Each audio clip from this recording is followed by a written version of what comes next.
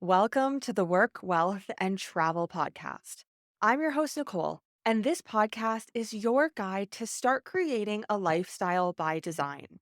From entrepreneurship, money and finance, taxes and residencies, and everything in between. This show highlights the nuances of a true global citizen lifestyle. Let's dive in. In today's episode, I had such an amazing conversation with Beate. This is 100% one that you're going to want to listen to if you are a new or you have been in the entrepreneurial space for quite some time. So, a little bit more on Beate and our conversation in this episode. She started her business with $135,000 in debt as a single parent and immigrant into America.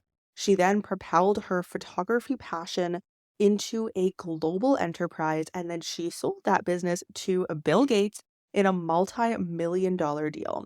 Today, her proven strategies have facilitated clients in generating over $30 million in revenue.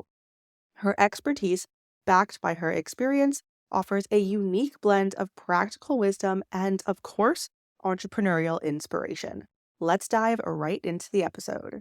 Thank you so much for having me, Nicole. I'm excited to be here. I think what you talk about is a big issue for a lot of, especially younger entrepreneurs that are not wanting to wait until they're retired to do all the fun things they want to do. So excited to support your audience with some of the insights that I've learned along my journey. So I'm originally from Germany. I'm an immigrant. I live now in the United States in Los Angeles. So I picked a place that I wanted to live at. I jokingly always say Los Angeles is the city of misfits. So everybody who doesn't fit anywhere else fits here. So I mean this in the most loving and supporting way possible. And that makes me fit in here just perfectly. And I was originally a photographer from Germany and went into the creative arts because I liked creativity. I like visionaries. I like thought leaders. To this day, I work with people with big ideas and crazy, outrageous ideas and help them land planes. So the problem only was that I was better at the business side and not so much at the creativity. And I recognized that early on that my sweet spot was that I could see the how it needed to be organized, how it needed to be structured, what needed to happen, in what order, and chronologically what the steps would be. And I was always shocked that other people didn't know how to do that because it was so obvious to me. And so I went into then becoming a photo editor. At 23, I was a photo editor at Elle magazine in Germany, by in anybody's book, The Dream Job. But I did not like it. And then I immigrated to the United States, started working for another company, and was in photography production and in photography representation, working for great clients, Mercedes-Benz, BMW, Ocean Pacific. Cameron Diaz was one of the models that was doing our swimsuit modeling back in the day. So, a lot of the people that eventually became someone were people that went through my office in my casting calls and fun stuff. But I had experienced a recession, then long recession. I was laid off. I had to figure out how to do this on my own. And then I did. It's over a decade of literally a decade. I would be trying to figure out how I need to set up my business model, what I needed to do. I went to organizations. I learned how to be a leader, how to be a business owner. And it was like probably comparable to somebody with a cast iron frying pan. It definitely was not nonstick. At every corner of my life, it would stand there and I would get the big fat frying pan over my head. And it would be fires, floods, riots, the big earthquake. And then I had an employee got too close to my key vendor and I sued them both, and invoices that I wrote were paid to them. Then September 11th comes and wipes out $500,000 worth in production volume, and it destroyed my production business. And so at every corner it turned, there was somebody who says, "Not here. This is not the way. This is not the way." And eventually I'm $135,000 in debt, Nicole. I'm going like, "Man, this is bad. I have to borrow money to pay interest on borrowed money." And I go to Germany. My dad has a stroke.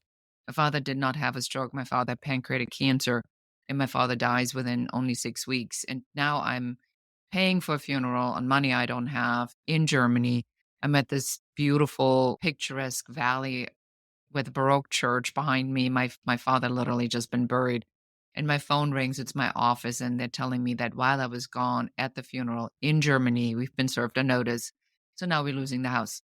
And so there's a moment where we always talk about in life about defining moments. Well, this definitely was one of the defining moments because I was like, I got angry. I went down on my knees and I yelled at God and I said, dude, if you have a plan, this would be a really good time to fill me in because this is just stupid. This is just not normal. I mean, WTF? What the heck is going on here? And then I surrendered. I came back to Los Angeles. Not too long afterward, I got a letter from the White House. And so this is a really pivotal part that I want your listeners to really pay attention to because we often look at things that happen to us as a nuisance and we don't see the opportunity that is hidden in something that shows up as a challenge. The reason I wrote a letter to the White House was because my former mother in law was a nag. She kept nagging me about writing this letter to the President of the United States. I mean, seriously, who writes a letter to the President of the United States asking for help? Well, I did because she just wouldn't be quiet about it. And so when I got the letter from the White House, it put me in touch with a Small Business Administration, which I could have done by myself. But this put me in touch with the number two. That put me in front of the banks, and they found me somebody restructuring my debt in a 10-year fixed loan, freed up my line of credit, got me 3 months later to break even, 18 months later to becoming the world leader in my industry. That's what attracted the attention of a Bill Gates company, and they asked me how I did it, and I said, "You want it, you buy it." They said, "Fine." They asked me how much. I said, "A couple million." They said, "Okay." And then 18 months of the worst moment of my life, I became a multimillionaire by selling my business to Bill Gates. Wow. Okay, there is so much to unpack in this story. So I want to get a few details, make sure I have them right. So first of all, if you had not have mailed this letter to the President of the United States, which sounds so grandiose and kind of absurd to say out loud, I'm sure you're used to It's that, stupid. It sounds stupid, really. It's like, serious? You did what? to wrap my head around that. But I love so if you hadn't have done that, that was really the catalyst in what led to a series of very fortunate other events. Is that correct? Yes, and that's why I think it's so important to pay attention to something like this because just like you, if you would now tell your audience, "Oh, by the way, guys, I wrote a letter to the President of the United States yesterday, and I'm asking him to help me," then everybody would like, "Girl, cute, but what are you thinking? What do you hope to achieve?" And then you'll say something like, I actually just did it because so and so, Auntie Susie just kind of convinced me to do it. I was like, well, you waste your time any way you want to. And then something like this happened. So I think the important part here is to recognize that opportunity shows up in a format that you cannot recognize it. So if you miss these kinds of opportunity because you're judgmental, and I was very judgmental about it. But when you put the judgment aside and you say, "What do I have to lose?" A letter. That's what happens. Wow. Yeah, that really puts things into perspective. And I'm sure for you, was that kind of a perspective change on I have to think differently and put things into a specific perspective on my life because you never thought that one letter would change the course of your entire life. Absolutely. And I think that this story, just kind of continues like that. So today, when I work with entrepreneurs and help them to figure out what their business models are, I always encourage them to look at this from the perspective and saying opportunity doesn't show up labeled opportunity with a lollipop and a cappuccino attached to it. The opportunity shows up as a challenge.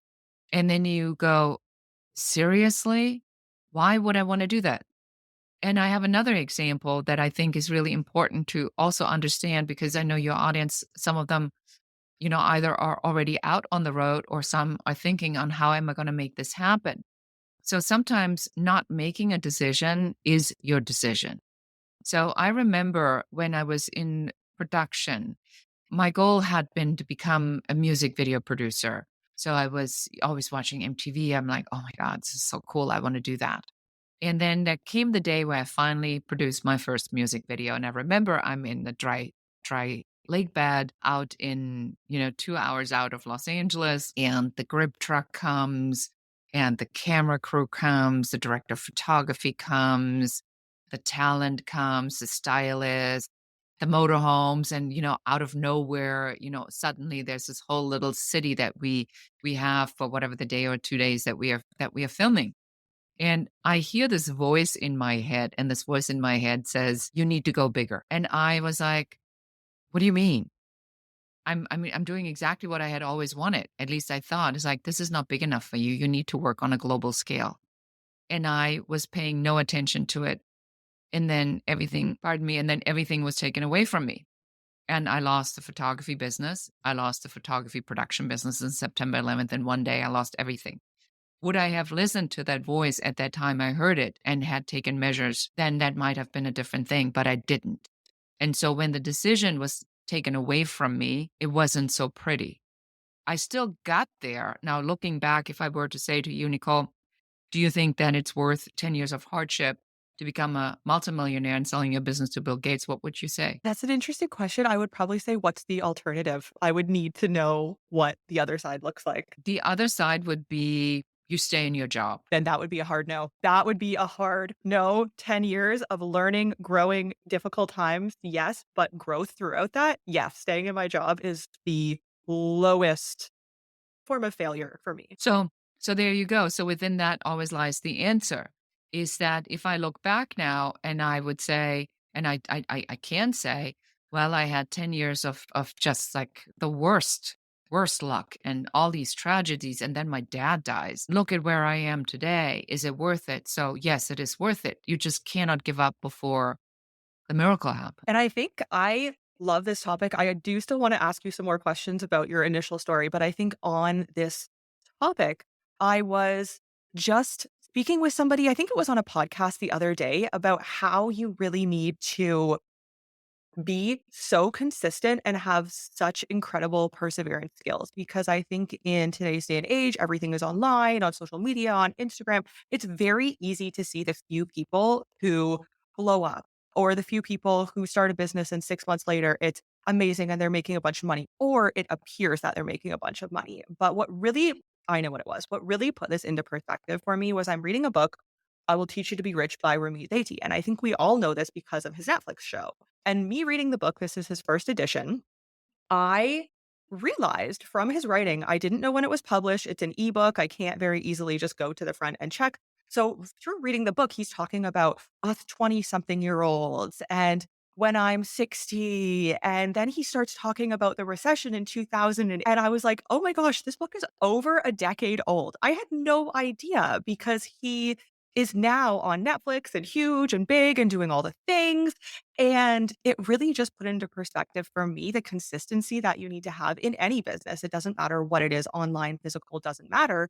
The consistency, because he's been doing this for minimum 2 decades, probably much, much more. I think he's been doing this since he was before university, but you don't see that.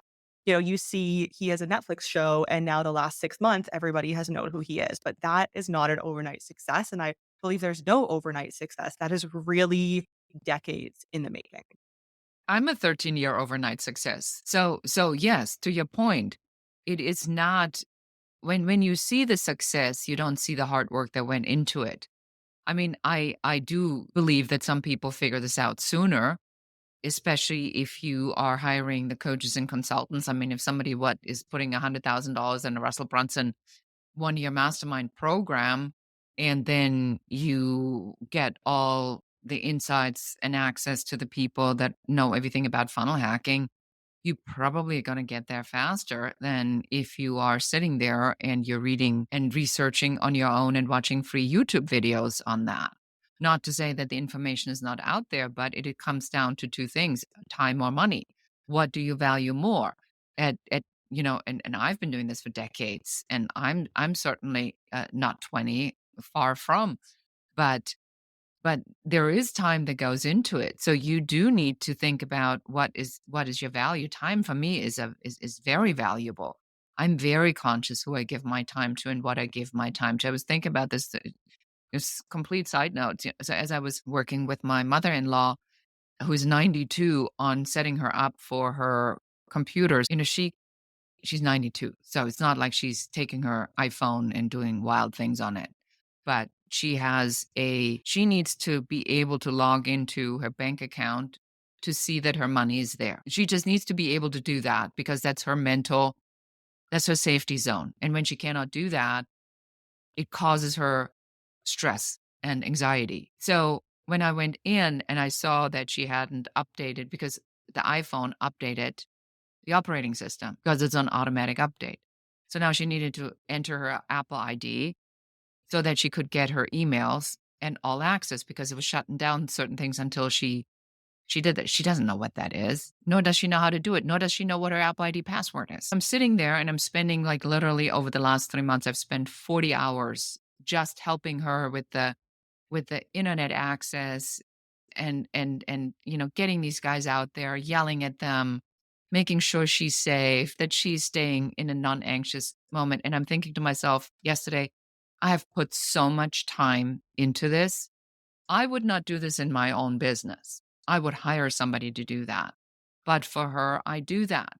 So this just talks about to how do you value time and how do you value relationships.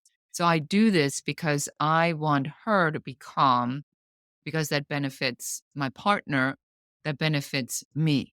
So I do something for her that I would never normally do because that's a value I have. So I think everybody also needs to always think about if you put your time and energy or money into something, what are you going to put it in and what's the outcome? So I will do more things for my relationships than I would never do in my business. But I do that because it's an investment in the relationship. So in the business, I pay people and I take shortcuts because I don't have the time. In my personal life, because I've always worked hard, now I value the relationships more. So I put more energy in that. So that's also a really important decision as you are going out to your nomad lifestyle and say, where am I with that? Is the nomad lifestyle that I want to do this in perpetuity forever and forever and ever? Am I going to do this for 10 years to get it out of my system? Where are my parents in this? Where's my family in this? Is that important? Do I want to have my own family? What happens if I change my mind? Am I giving myself permission to change my mind? So I think that as you're setting up these business models, you do need to look at your own value system and says, what do I want? And give yourself permission to change your mind when you do change your mind and you will change your mind. I think that that is so not talked about enough to really go down all of the potential avenues and know what that could look like because you don't know living this lifestyle, living any lifestyle, you don't know what the future is going to look like. So I want to talk. Most people do not have a business acquisition purchased by Bill Gates. So Bill Gates by himself as an individual also has a number of businesses that he owns and owned without Microsoft being involved in it. That just was the biggest business he had. What I did is I had a stock photography syndication, and that was born because I learned from having been in the photography business that I wanted money to be made while I wasn't there, which is today now the online business. I mean, that was the very first version of an online business. So I was in the first row when images were first digitized and made available via the internet, That's so cool. which was a big thing, right? I mean, digitization on a drum roll. We sent boxes to India where they had those drum rolls. They didn't even have a lot of them here in the United States. So I understood very early on that technology was going to have a pivotal impact in generating recurring revenue. And so the business that I wanted to set up was a business that literally made money while I was sleeping. So I went after the A-listers. So that's another piece of advice I have. Go after A-listers. Don't waste your time with C people. Go after A. If you have A, B, and C automatically follows. If you have C people, A is never going to come. So put your effort in where you get the biggest bang for your buck. We had the greatest architectural photographers, interior photographers in the world that were part of my tribe because I had the reputation. I was a photo editor at Elle magazine. I had been in photography representation, photography production for all this time. So people knew that I was, I could be trusted. And when I built this up, what happened as a side effect is the A-listers work with other A-listers. So they work with A-list architects, A-list interior designers who design Francis Ford Coppola's home, Madonna's home, Simon Baker's home, Julian Moore's home. So next thing I know, I get these home stories of Seal's house in Mexico, and it just gotten out of embargo from a cover feature from an international magazine. And the photographer said, "Do you know how to sell these?" And I said, "Well, of course. I used to be an editor at L magazine." So this is how it like went full circle. Next thing I know, I had built up an international syndication network of 79 companies in the world that would license these at home stories. And everybody wanted those. So I would send this out over the ticker at night and say, Madonna's house just came out of embargo. Who is interested? In the morning when I came in, I had answers from every country in the world. Hungary, Poland, Russia, Italy, France, London, Germany, Switzerland, and on and on and on. And they all go like, we want to buy it. Then I would take it to the publicist, give them a list of 30 potential sales. The publicist would say, yes, yes, no, yes, no, yes, yes, yes, no, no. And then I'd had sold 30, 40, 50, $60,000 overnight in with one story. And that is what the Bill Gates company was looking for, because they had bought for an insane amount of money the best and most recognized celebrity portraiture company in the world here in Los Angeles called Outline, and they couldn't grow it because it was a high touch business. And we went into the digital world. So high touch and digital doesn't always work together. And so they needed to grow it, and that was the only way they could grow. And that's why when they saw me, this is the moment in time you wait for. You built it, and there was one buyer that could have done something with it, and that was the buyer that bought it. Wow, that's such a cool story. So interesting that you were on the forefront and that you were innovative enough to think ahead and to think almost kind of that passive income that everyone talks about now, especially since COVID. But this was how many years ago, not just the last 3 years. So I think that's very interesting. In you saying that, do you feel you've always had an entrepreneurial drive, or is that something that was kind of built in you from necessity or coming from somewhere else? Well, if I look back, I remember that I was 12 years old, and that was when all these like posters were the big hit, right? Everybody want to have these like posters in their bedroom, and I couldn't afford it. So I realized if I became a reseller, that I would get points, and then I would get these posters for free. And shockingly, ever so often, the company made a mistake and they sent me an extra one or two, and then I had profit because then I could sell stuff that they sent me too many off, and I could, then do a special offer. So now looking back, I'm like, well, that's entrepreneurial. My mother was a housewife. My father was the CEO of a dairy business. I was interested in what my mother did. I went with my dad to the office on the weekend, and I thought it was cool that he had 4 secretaries and this big boardroom, and that he knew the name of the janitor, and and the things that he taught me along the way on how in his company the janitor was just as important as his vice president, because nothing in a company works without every person involved. But I still went the route of finding a job and working in a job, but ultimately, let's face it, I'm unemployable. I think many entrepreneurs are, especially once you've been in the space for a while. Is there anything that you learned, any key takeaways, anything that was surprising within the acquisition, the process, building and selling a business? Most people listening probably have not done that or have experience in that. So, is there anything that you feel that is important or worth noting? The most important thing I would want to tell your audience is the business model is everything. There's a very you got to get clear what it is that you want, and based on what you want, you design the business model. There's more than one business model. There's many different business models. You got to figure out which one works for you. When you have that in place, then you design the strategy. When you have the strategy, then you build the systems. And then you figure out, who am I selling to? What's their problem? And what's the offer that I need to be making? So you have to be very deliberate. Most business owners, especially the younger generation, because and I'm going to be honest about this. I think a lot of the stuff that I see, from an Alex Hermosi, this is all stuff we've said 20 years ago. I mean, There's not one thing I've heard him say where I go, wow, this is profound. I'm like, I said that 20 years ago. I can show you, you know, people like me who've done this a long time ago.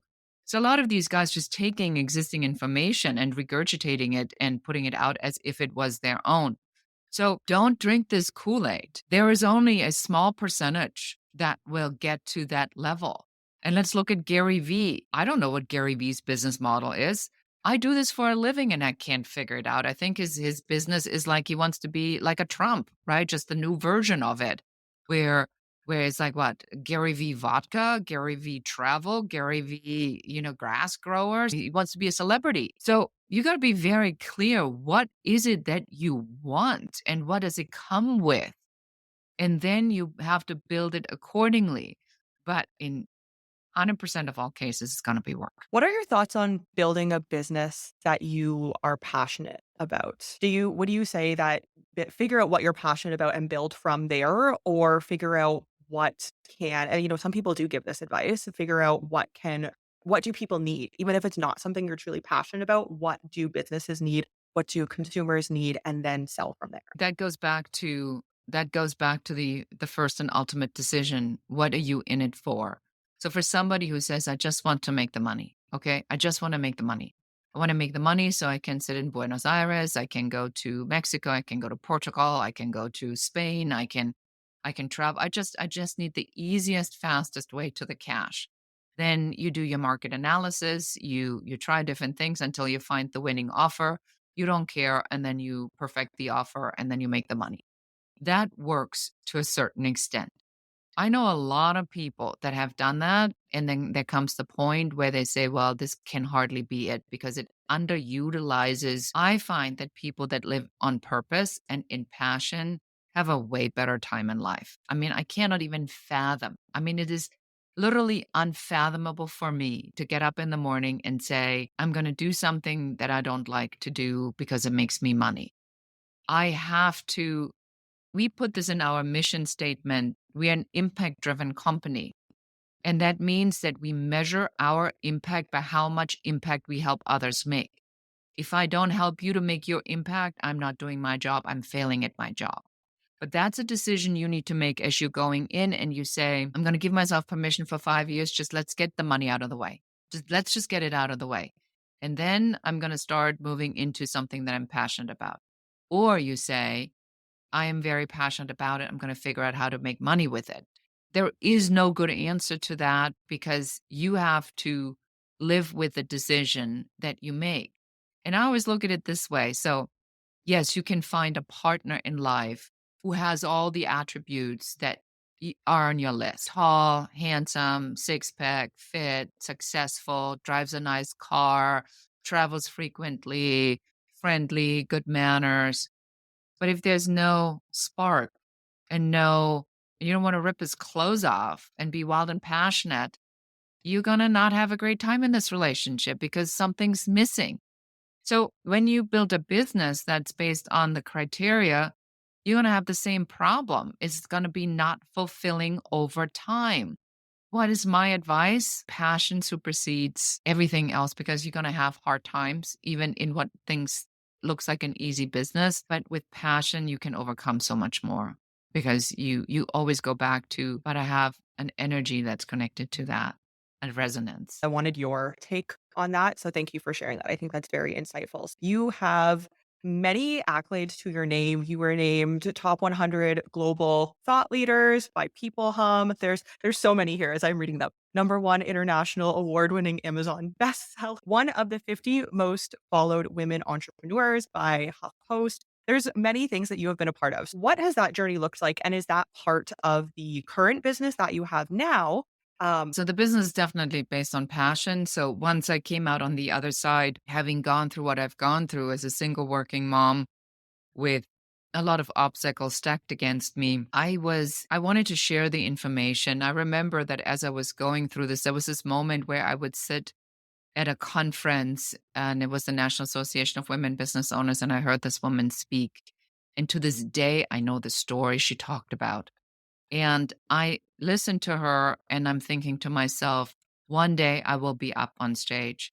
I will tell my story and I will inspire women like me or people like me sitting in the audience and giving them hope that they can achieve that. But I knew that I had to have the story first. I've done a lot of speaking. I've traveled all over to, to do keynotes and breakouts and panel discussions. The passion is when you have a success that is a success for a group that is, and this is years ago. This isn't yesterday. This is a while ago. Like, what do you do with that? I went into Neiman Marcus after I sold the business and I looked at a $200 t-shirt. My daughter looked at a $2,500 Burberry coat.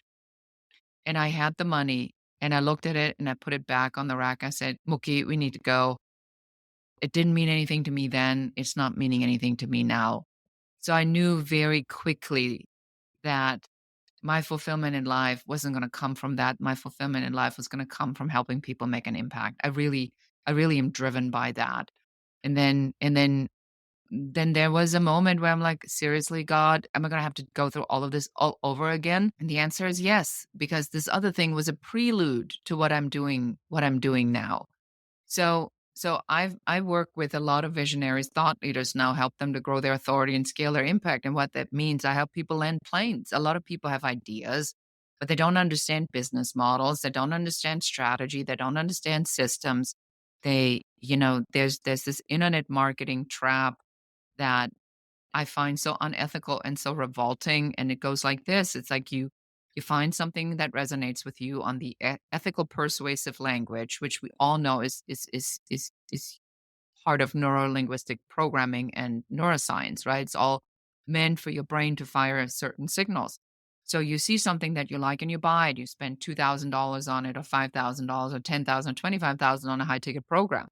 Then you go into this program, and then inevitably they hand you over to their next affiliate.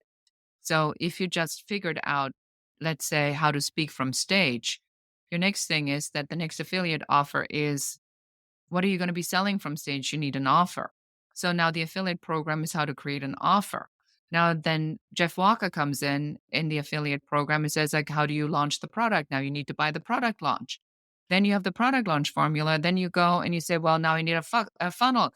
Russell Brunson shows up. Now you're in ClickFunnels, and now you're hacking your funnel. Now Ryan Leveresk goes and says, how are you going to get the leads? You need to do your quiz.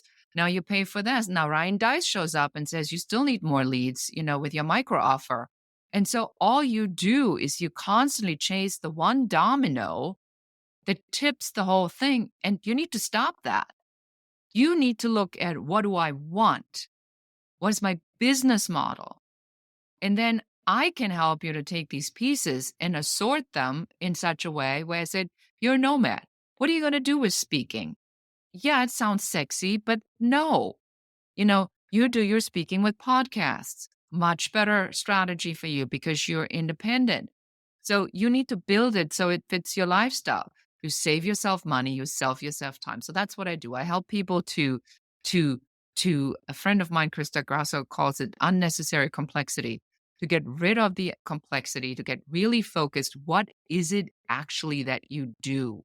What do you want to do? And then how do we build the business model? How do we talk about it? What are the offers that come with this model so that you can go out and actually make some money? So that's what I do today. And I do this with individuals, with small business owners.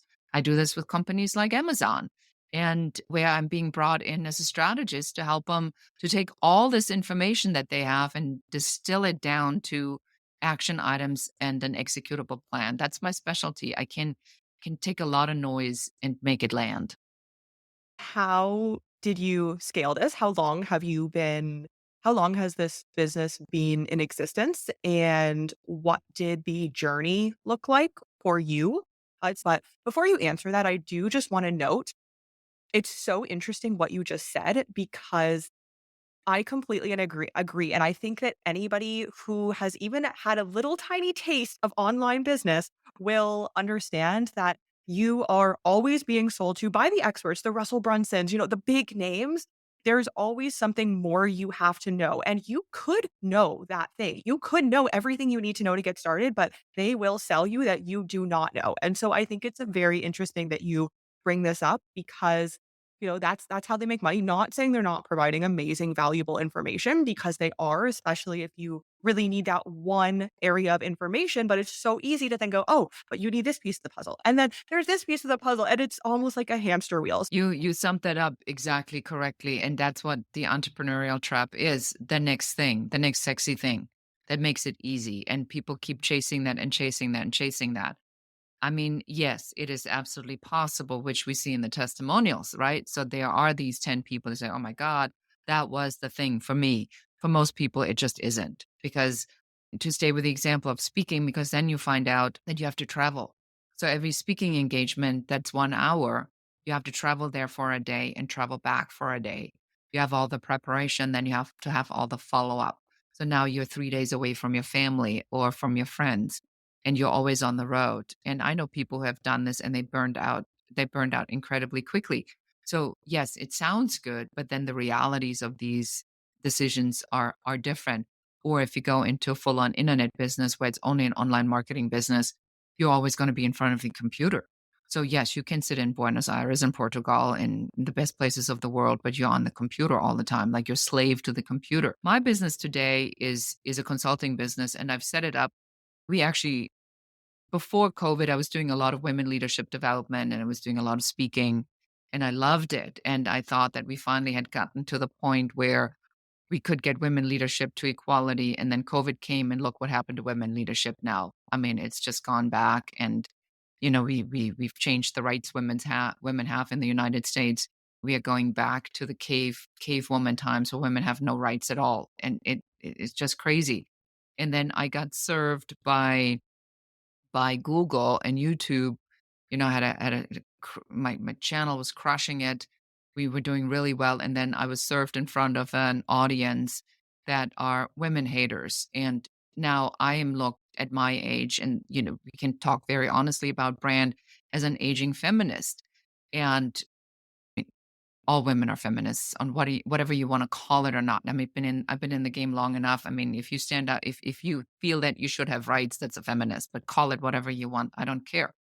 So I was being called out for the Me Too movement after backlash that a lot of these men were very angry about. And so next thing, I'm getting death threats, and I'm getting people telling me things, the world would be a better place without you, because I talk about that women should get the same amount of pay, that I talked about that men should have the same rights when it comes to paternity leave as women have with maternity leave. I mean, this is all stuff that really everybody should want, right? But for some reason, I got in front of the wrong crowd. And then I had to shut everything down. It got so bad that my partner Gary said, "Babe, it's just not worth it if they kill you over this. You need to make a decision here on what's more important." And so I said, "Well, I can't put my family in danger because of something like this." So I had to shut it all down. And that's when I started shifting. That was about 3 years ago now, back to the growth architect. I've always had the growth architect brand for a while, but I really went more heavily into the strategic and the systematizing piece, because I also found that one of the things that I have learned from a client of mine by the name of Marco Margulis, who said, when you pick a message that you want to go out with, make sure that it is a message that everybody can agree to. Because if the message itself has friction, you already walking you already walking in with friction, and then you have to overcome friction. So I picked now a message that has no friction, because it is about, do you want to grow your authority and do you want to scale your impact? There's no friction here. Everybody wants authority. Everybody wants to make an impact. And so now we've really focused and keep narrowing it down, narrowing it down. I cut all the fat. I took over 500 pages off my website, really getting very clear on what I do and what I want to do. My daughter is literally in the, like hours away from giving birth to my first grandchild. That's made a significant impact in how I look at my life. So, what I want to impart is that business is an inevitable change, and you have to have the courage that when your vision changes or your perspective changes, to also change the model that goes with it. And sometimes these things feel painful in the moment, but ultimately, this business is about you creating a life that you like, not you being the slave to it and being in a hostile relationship with it. That's a bad life. Where can people find you in the online space? I would recommend everybody to go take our complimentary quiz because we did do that. We did think that that was a good thing. So you go to growthblockerquiz.com, and it's a quiz about how to figure out what your number one business growth blocker is. And then you get a report what you can do to remove it. And if you want to talk to us, go ahead, fill out a complimentary uncovery session. Go to uncoverysession.com and make sure you mention this show so that you get priority treatment. And while we are at it, I would really encourage you, wherever you pick up this podcast, go and give Nicole some love, give her a 5-star review and a comment. Maybe share one thing that you've taken away from this episode, because that's what makes the algorithm pick up the show more often. It's the comments and the feedback, the engagement. And please do share this episode with one other person. You've just listened to the Work, Wealth, and Travel podcast. If anything from this episode resonated with you, I would appreciate if you share this podcast on your socials. And of course, be sure to tag me. And don't forget to leave a review on your favorite podcast platform. Thank you for joining me on this global citizen journey, and I'll see you in the next episode.